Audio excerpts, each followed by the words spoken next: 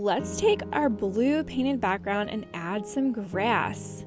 This grass is going to be where our pumpkin is sitting. So I've got some light green and dark green here and a paintbrush. I'm going to push my sleeves up and grab a messy mat, and I am ready to add some grass.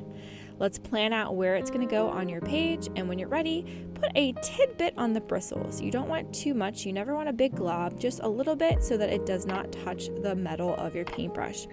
Then you can kind of draw out the shape of the horizon line. That's where the sky touches the grass. And if you want it to be straight, it can be straight. You can make it wavy if you want it to be wavy, or it's really up to you. I'm going to make mine towards the bottom to have lots of sky showing above my grass, and then I'm going to go ahead and fill it in. Notice I'm going back and forth with my paintbrush. I'm not pressing down. My paintbrush is a ballerina. It's dancing on its tippy toes, going back and forth, filling in that entire shape.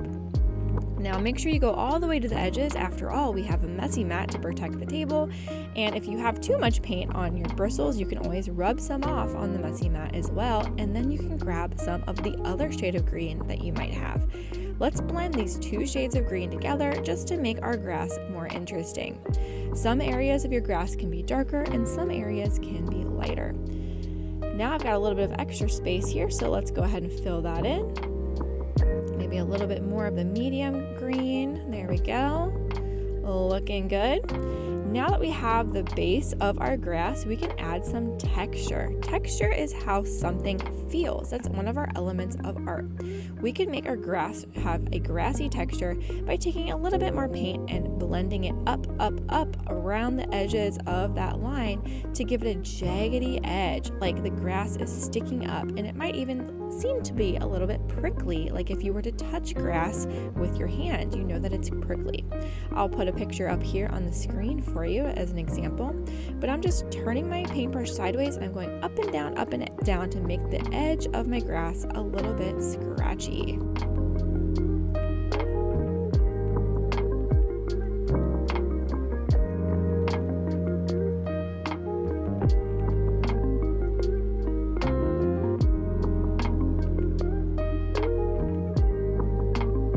You can also go back and add a lighter green and just make all these little dashed brush strokes to show even more texture.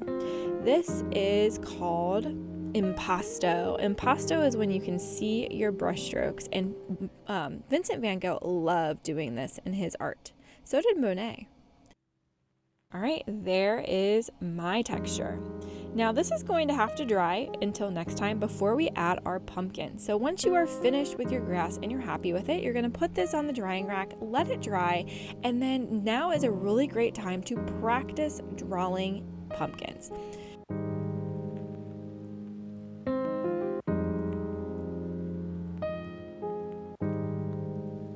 Now that my area is clean, let's grab a piece of drawing paper and practice drawing some pumpkins. You can start with a circular shape or an oval, but remember, pumpkins are never perfect. Each pumpkin is different if you go to the pumpkin patch this year. Then you can kind of draw a line through the center, and on either side of your center line, you're going to make bumps that come out from either direction. So on the left side, they'll start at the top and go out to the left to the bottom, and then you can make more and more bumps as you go. Now this is just one way to draw a pumpkin shape. There are plenty of other ways to draw them. So have fun with this. Maybe you add a stem at the top of your pumpkin like this.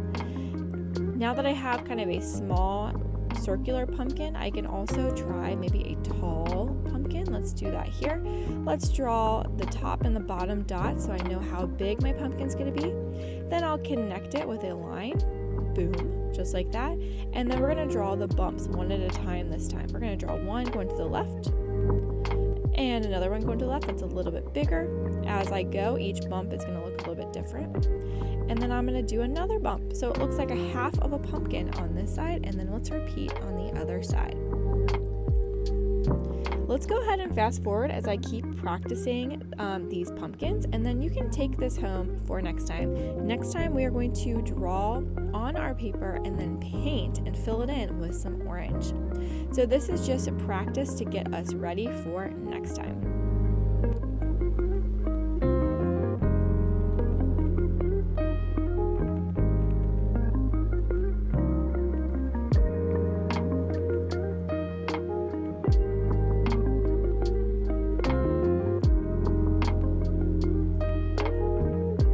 All right, I've got little pumpkins, big pumpkins, tall pumpkins, short pumpkins, bumpy pumpkins, you name it. Like I said, all pumpkins are different, which is why pumpkins are so fun to draw. You don't have to worry about being perfect, just have fun. So those are our pumpkins. I hope you're ready to draw a pumpkin on your painting next time, and I'll see you then. Love, your cozy art teacher.